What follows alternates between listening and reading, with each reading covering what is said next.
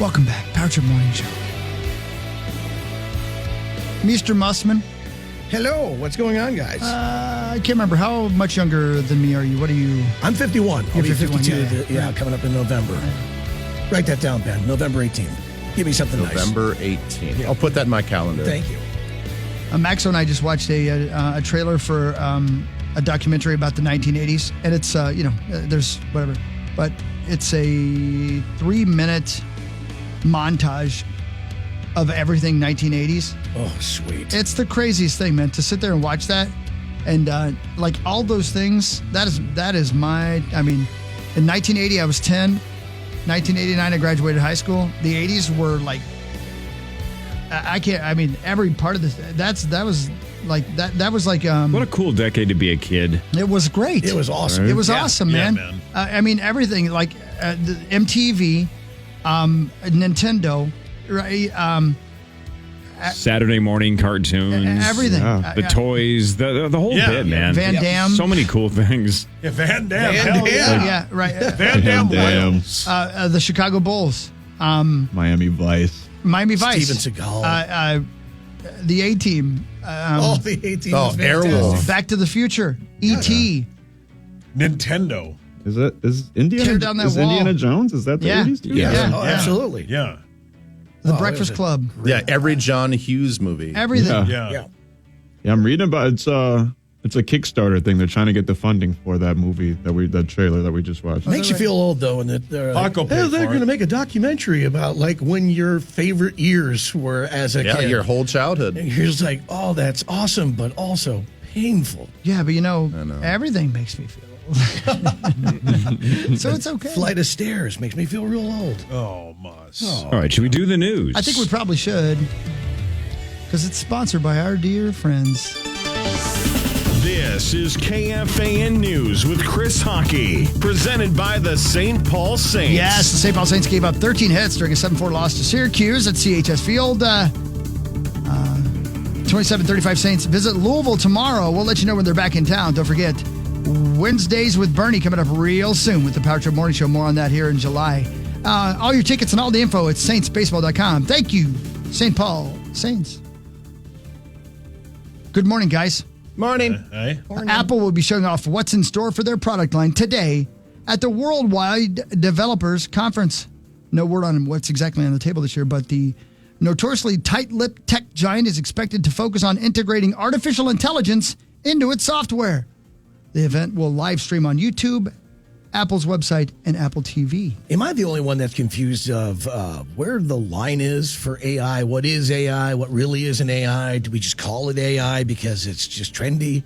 I think a lot of businesses call just smart software AI just to be trendy, just so they can say, "Hey, this product has AI," and it's like, well, it's just a Google machine. Like, I don't know what really has AI and what really doesn't. I don't think that you're alone in that confusion.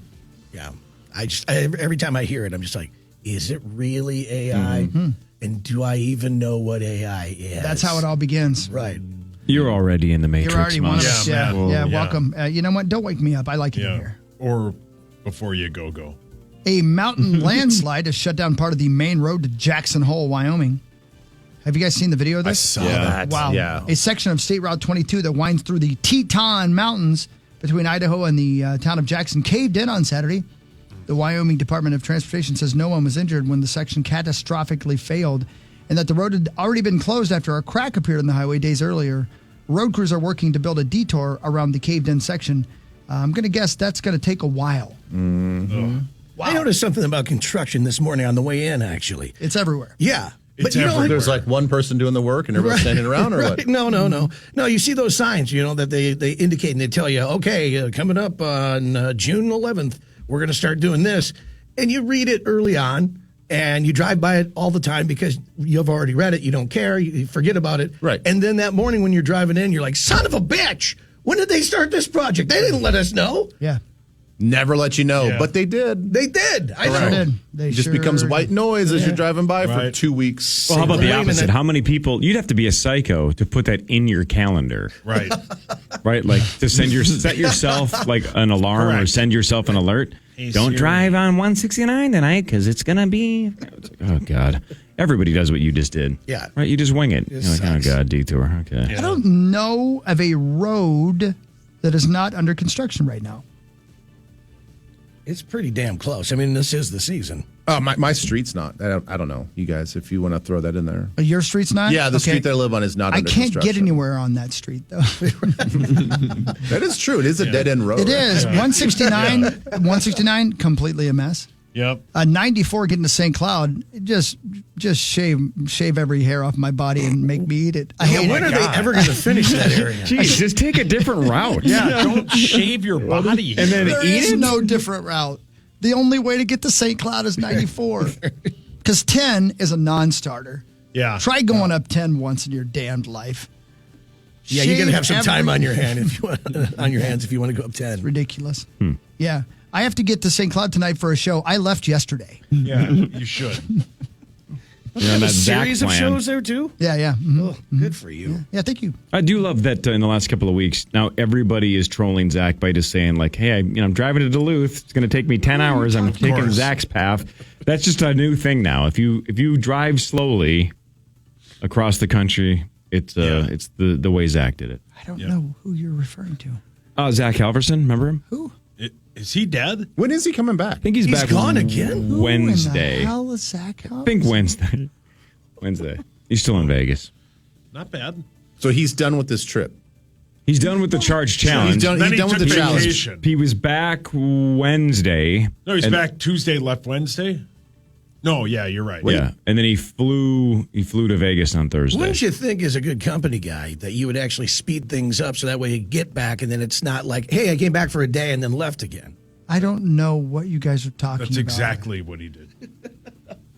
A man from Studio City is behind bars on suspicion of directing a YouTube video that features women shooting fireworks at a speeding Lamborghini from a helicopter. Jeez. What? Yeah, I've seen it. Does Oh look yeah, like I did. GTA. Yeah, I did see that. Yeah. It's insane. Federal prosecutors say Alex Choi posted the video on YouTube last 4th of July. The video was titled Destroying a Lamborghini with Fireworks and was filmed in El Mirage in a remote part of San Bernardino County. Choi has been charged with one count of causing the placement of an explosive or incendiary device on an aircraft. I have no idea. I just love that sentence. I'm going to read it one more time. A man from Studio City is behind bars on suspicion of directing a YouTube video that features women shooting fireworks at a speeding Lamborghini from a helicopter. You watched the video just because there were women in the helicopter. I like right? women, Muss. Yeah. I'm not going to hide it anymore. Anymore. So wait a minute. Wait. Yes, sir. So the story is there are women, probably topless, in the helicopter. Great. Now I want to see Yeah. the video. I like What your an addendum. assumption. Yeah. In the helicopter, shooting at a speeding Lamborghini on the ground. But what are the charges were what?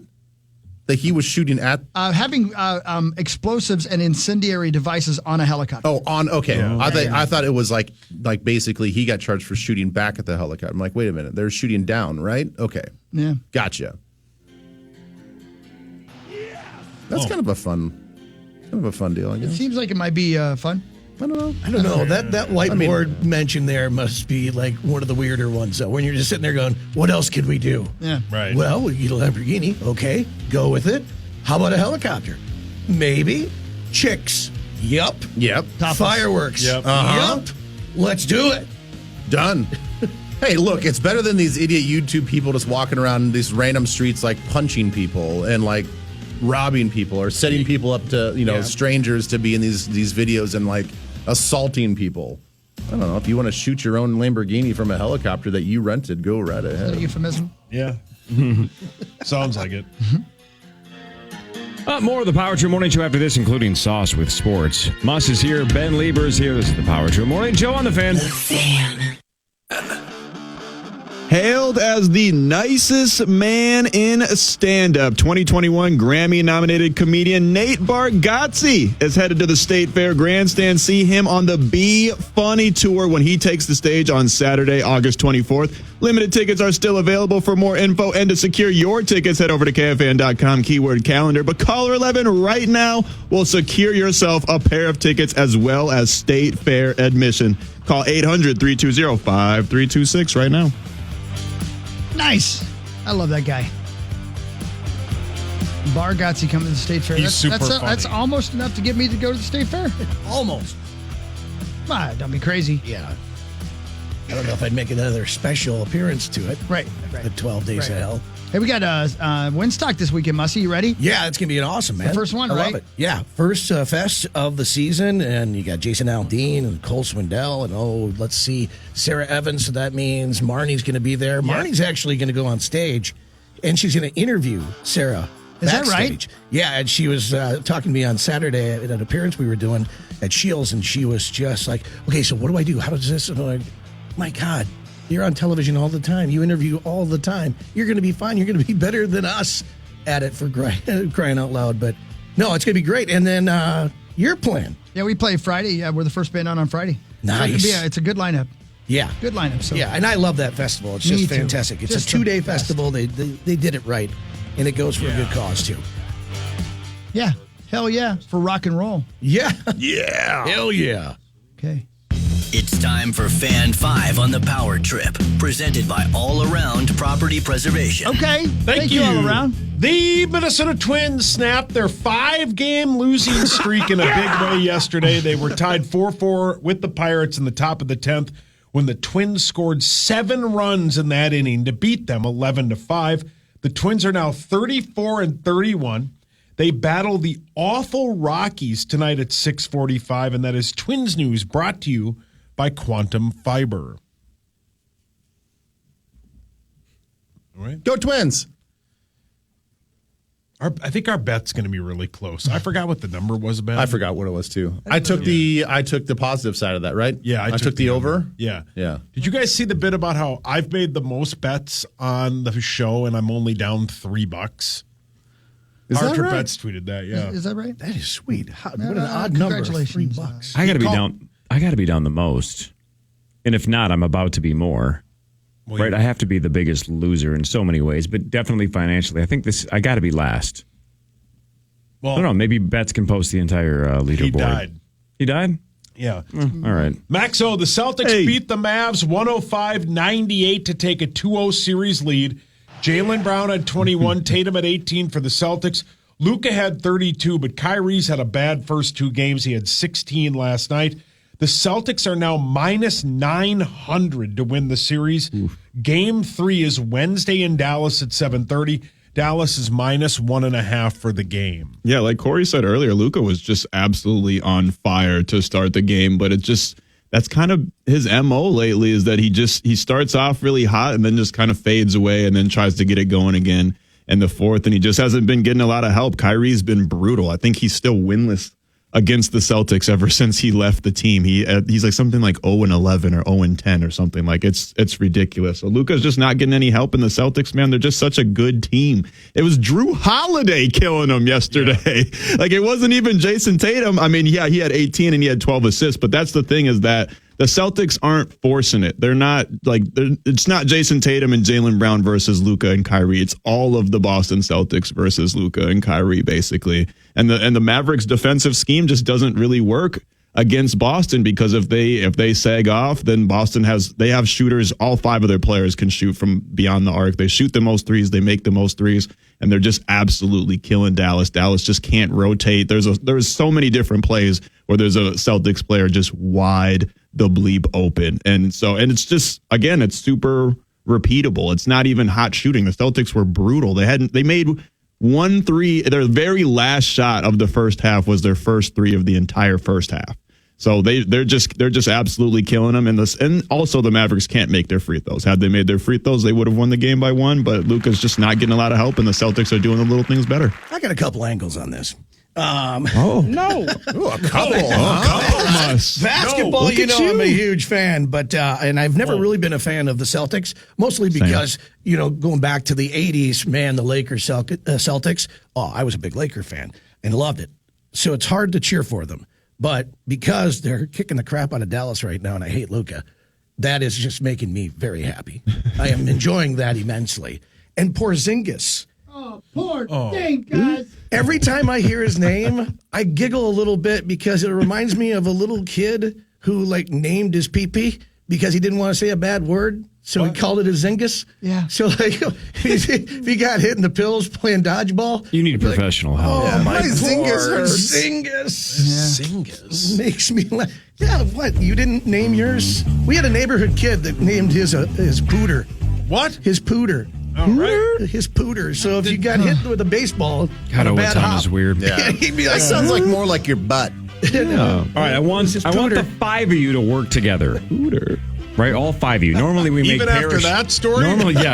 Normally we make Parrish and Hawk do this, but I would like the 5 of you to work together. Nobody Google this. Okay. The Celtics are on the brink of winning their 18th NBA title. That would be the most ever. Let's just, for argument's sake, say they do.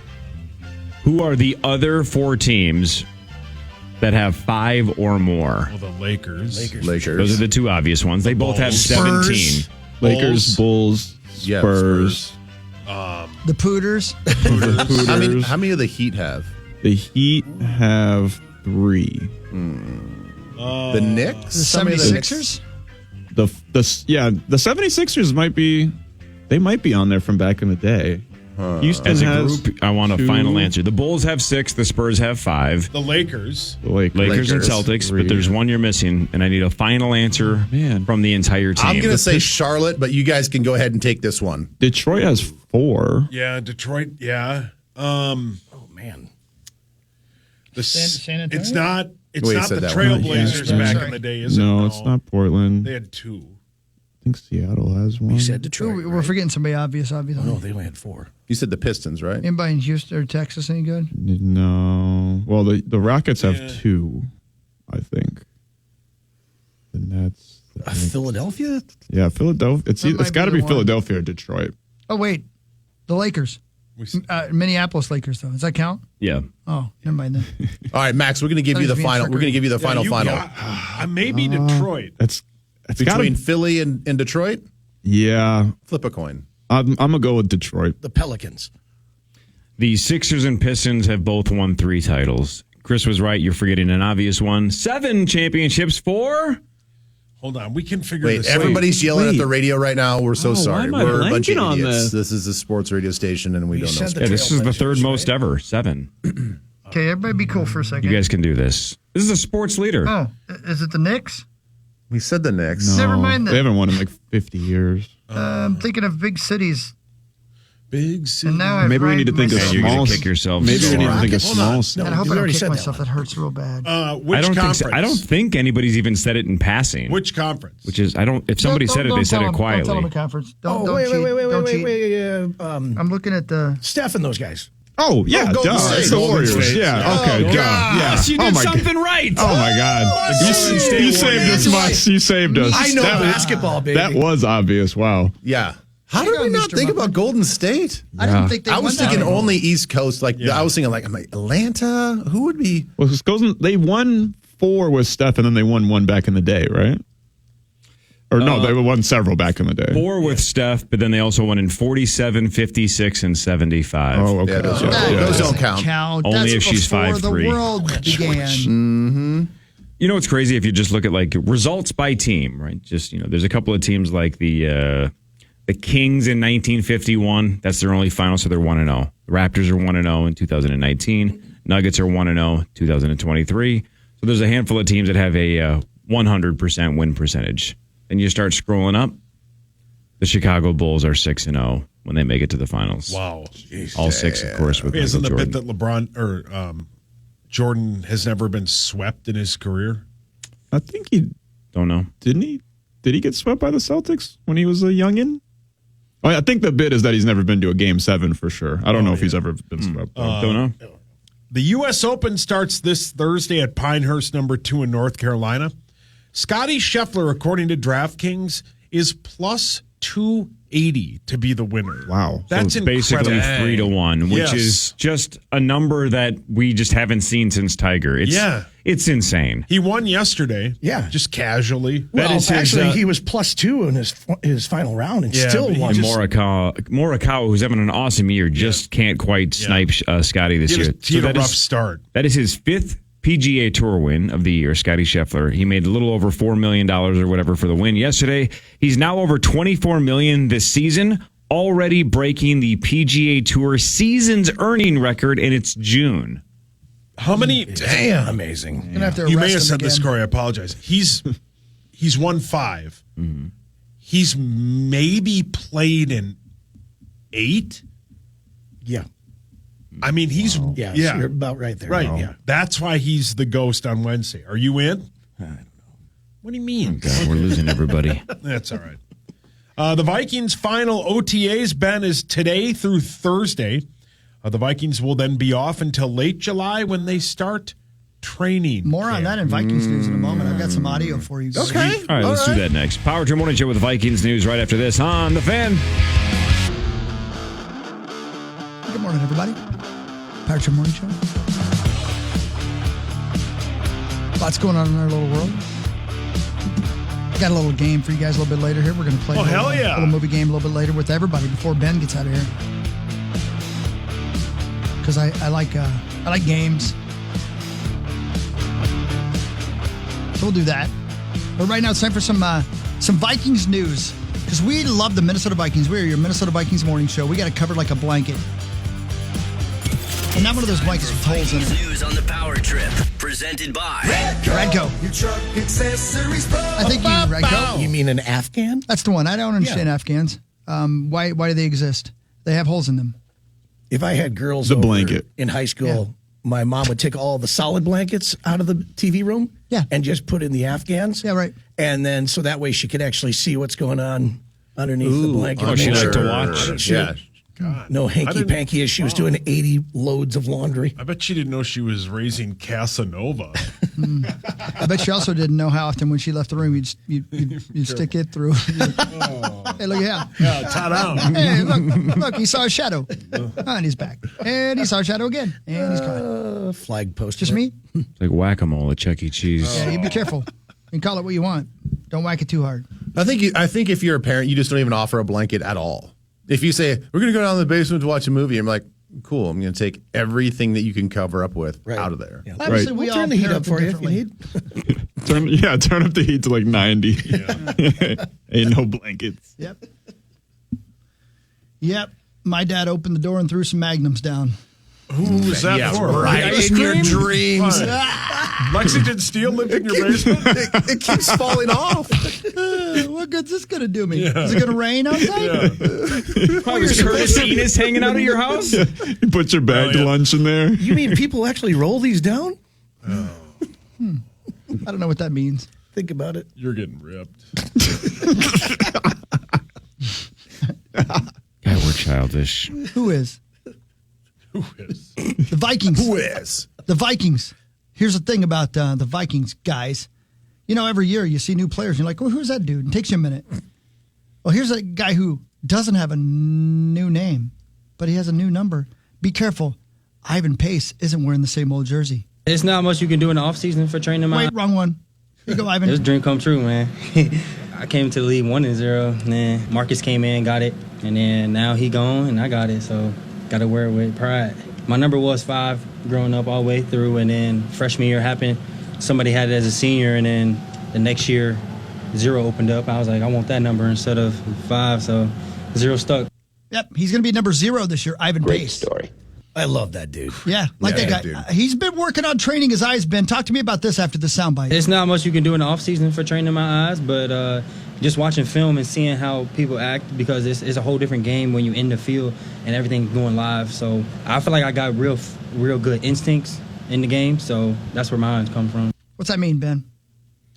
I'd actually like for him to elaborate on what he actually means. Like training your eyes, like is he doing just watching film and just like watching himself and like what he's looking at? Or is he doing like vision correction stuff? Is he doing virtual reality stuff? I don't know. I mean, I understand that, yes, training your eyes in the process before during pre-snap is extremely important. And I know that from rookie to second year, your field of vision does start to open up. And if that's what he's talking about, then it's like basically just, okay, going from I know what I'm supposed to be doing, and that's the only thing I'm concerned about, to, okay, training my eyes to look at lineman stance, wide receiver splits, wide receiver stance, all of those things. If that's what he's looking at, then yes, absolutely, you're correct. Because you have to sort of take in a lot of information at one time. And there is a process to that based on the down and distance and the game situation. Wouldn't you think the assumption is that he's watching his plays, right? So now he can remember what he was thinking at that time, where he was, and then now he can look at, okay, what happened to me on this one when I got washed away? So then, now I can, think about that. And that's what I would think.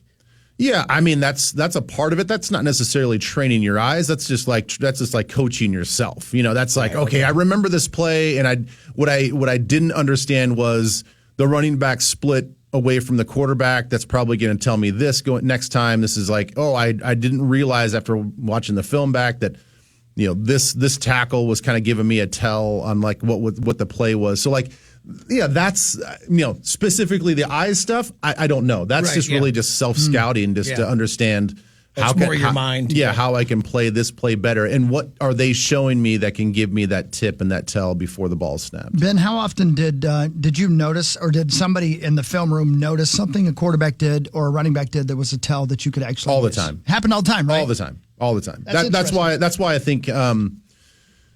Yes, he's correct. He plays with a lot of instincts, and instincts are basically, it's just a feeling. Like a lot of times you can't coach it, you can't explain it. I think that's the hardest part. Is like now that he's going to be looked at to explain some of these things to other players and to younger players, they might self-scout and say, "Well, Ivan, why'd you do that?" And he's like, "I don't know. It's just like I just felt that that's what was going to happen." I mean, I know this is like a bigger answer to the question, but that's sort of why Mike Singletary was not a very good coach.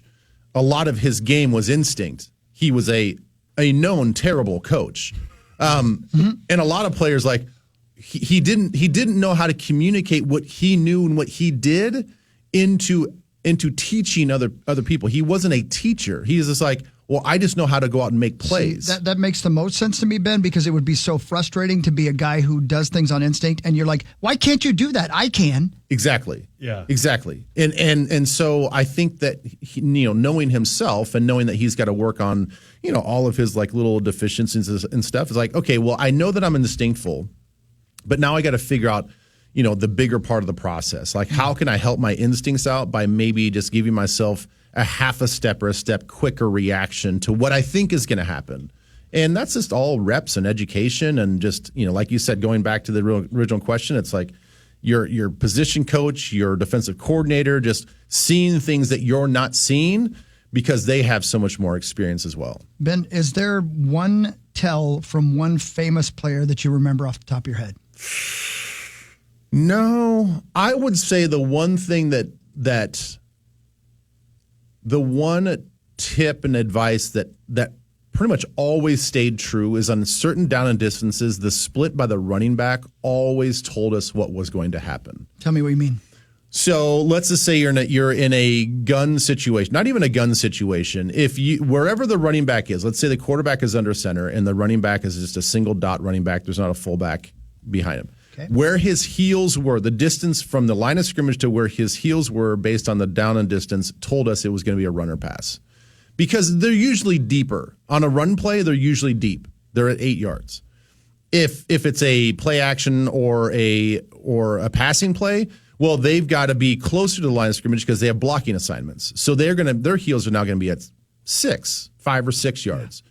So just that little thing is like, okay, we know the down and distance. I can see the lineman's weight. I can see their splits. I can see their body movements and their body mechanics. This is probably going to be a run play. Now, based on the wide receiver splits and the wide receivers, like, okay, we can deduce down this is going to be probably one of 5 plays that they can run. We're on the left hash mark, probably going to run to the field. So you all of a sudden you're like, well, there's probably 2 plays that I'm going to see here on a run play. If it's a passing situation and he's offset, well, if he's lined up in the A gap, could be a run play. Could be like one of these read option type plays. Could be a downhill run. If he's anything wider on the guard or in the B gap, he's releasing. This is going to be a pass play. And so now you think like, okay, if I'm blitzing and he's going to be in a pass situation, he's going out, or he's going to be a check down situation, or he's going to be a chip situation. Now you can deviate your pass rush and your path based on what this guy is going to be doing. And then conversely, if you have him in pass coverage, now it's like, well, if he's going to flare because he's on a wide set, well, then now I have to look at a possible pick play on the outside. Where can the dangers come from the outside in, knowing that he's going to be going to the outside as well. All right, so a lot of time to actually read that and take your time thinking about it. Yeah, that is the fun of the game. Is like you get your play call in your head. You have to figure out what our defense is doing. You visualize where all the chess pieces are going to be, and then as they break the huddle, you're now thinking, okay, they could do this. Okay.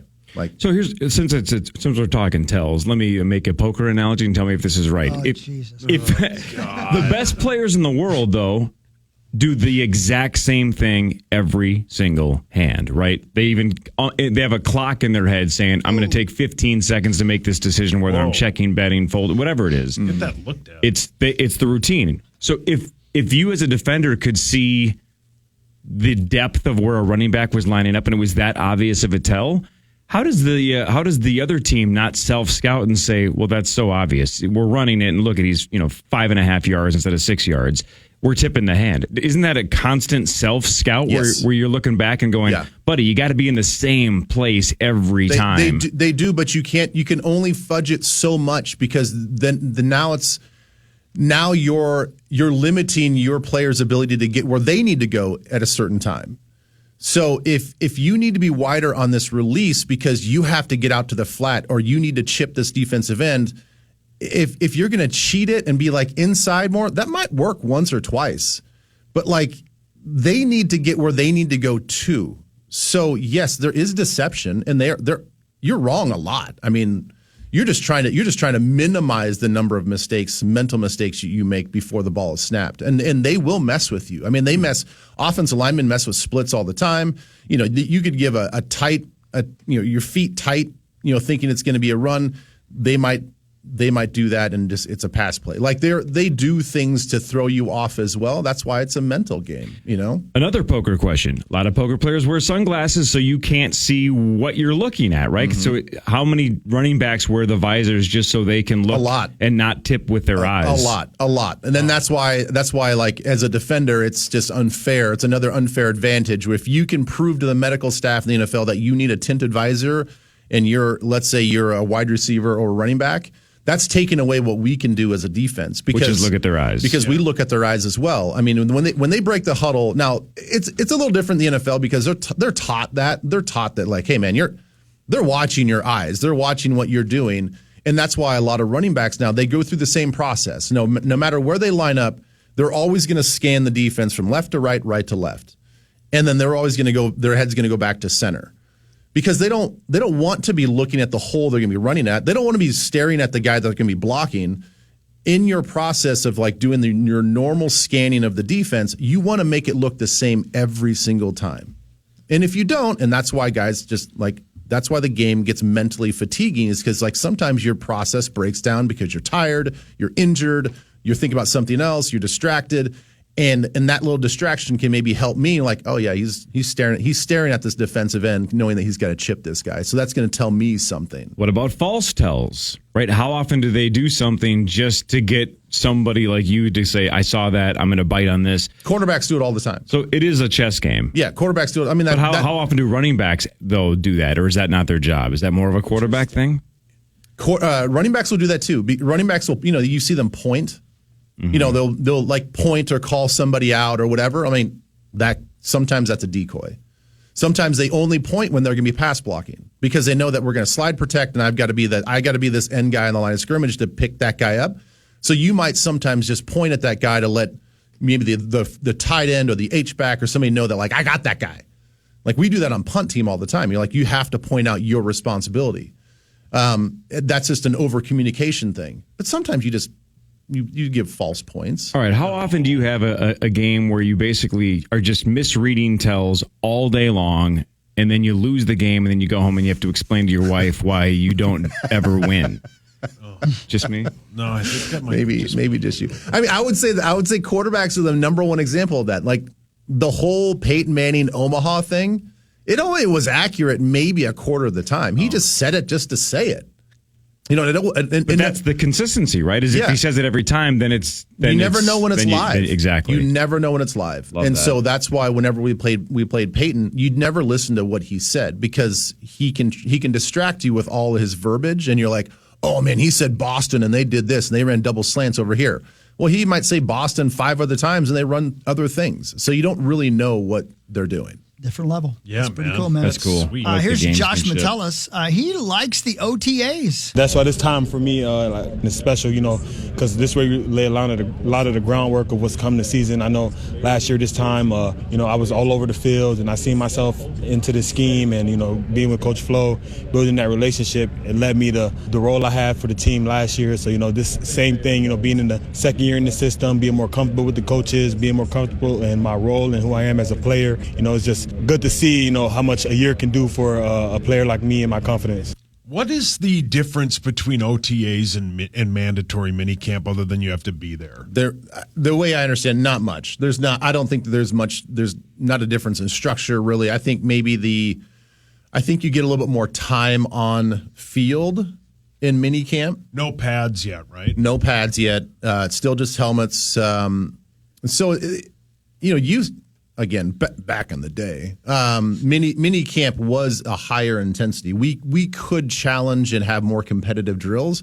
I mean, we would have one-on-one pass rush with defensive linemen and linemen with no pads on. That was just as competitive as like training camp. Yeah, and they can't do that anymore. They can't do the same. You can't do it out as a wide receiver cornerback matchup.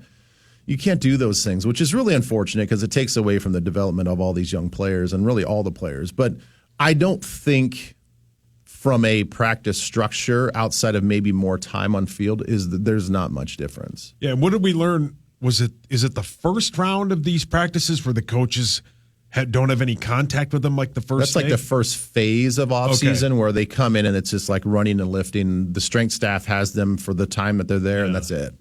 Thank you for your honesty. But they're obviously well past that. Sweet. When do you want to play this movie game? Let's play it either at the end of the segment or after. Yeah, right before Ben leaves at about 8:25. Right. Well, we might have to move it up because I was telling the guys in here I got to leave right at 8:30. But you're pretty. He makes a good point there. Yeah, he's not wrong. More of the Power Trip Morning Show after this on The Fan.